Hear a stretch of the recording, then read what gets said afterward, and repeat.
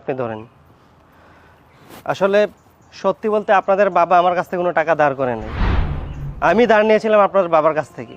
কি বলছেন আপনি? হ্যাঁ, আমি ঠিকই বলছি। আপনার স্বামী আমার কাছ থেকে কোনো টাকা ধার নিয়ে নাই, বরং আমি ধার নিয়েছিলাম ওনার কাছ থেকে আমার ব্যবসায়ের কাজের জন্য। আমি যখন শুনতে পেরেছি আপনার স্বামী আর পৃথিবীতে নেই, আমি দৌড়ে চলে এসেছি এখানে টাকাটা বুঝিয়ে দেওয়ার জন্য। আর এসে দেখলাম আপনারা লুভি।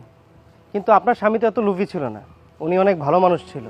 উনি আমার বিপদে আমার পাশে দাঁড়িয়েছিল, তাই আমি ভেবেছিলাম ওনার এই বিপদের দিনে আমি আপনাদের পাশে দাঁড়াবো। কিন্তু এইখানে আসার পর আমি যে জিনিসটা খেয়াল করে দেখলাম, আপনারা প্রত্যেকটা মানুষ স্বার্থপর।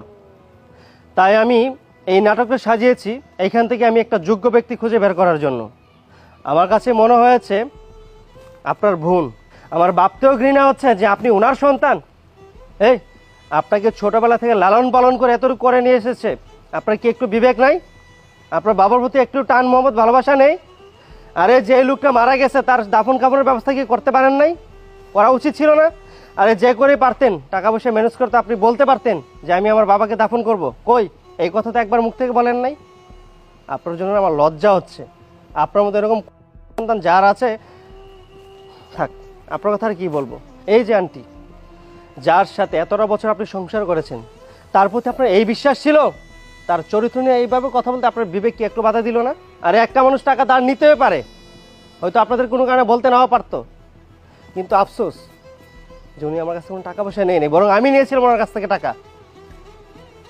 আমার না আপনাদের সবার জন্য লজ্জা হচ্ছে যে আপনারা ওনার পরিবারের একজন সদস্য। আমি যোগ্য ব্যক্তি খুঁজে পেয়েছি, আমার কাছে মনে হয়েছে আপনি সেই যোগ্য ব্যক্তি।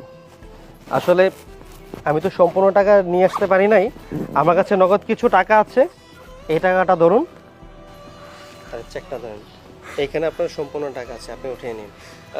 ঠিক আছে আপা, আমি তাহলে আসি, আমার দায়িত্ব তাহলে শেষ। ভালো থাকবেন, আসসালামু আলাইকুম। আচ্ছা ভাই। বোন, বোন, এদিকে দে, আমার কাছে দে। এই থাম তুই, তুই আর একটা কথা বলবি না।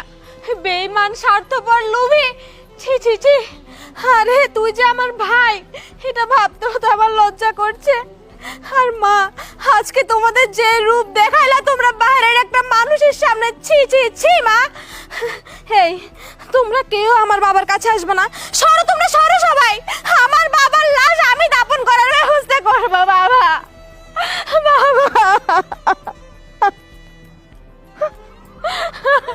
ও বাবা, বাবা কেন এতিম করে দিয়ে গেলে তোমার মেয়েকে বাবা?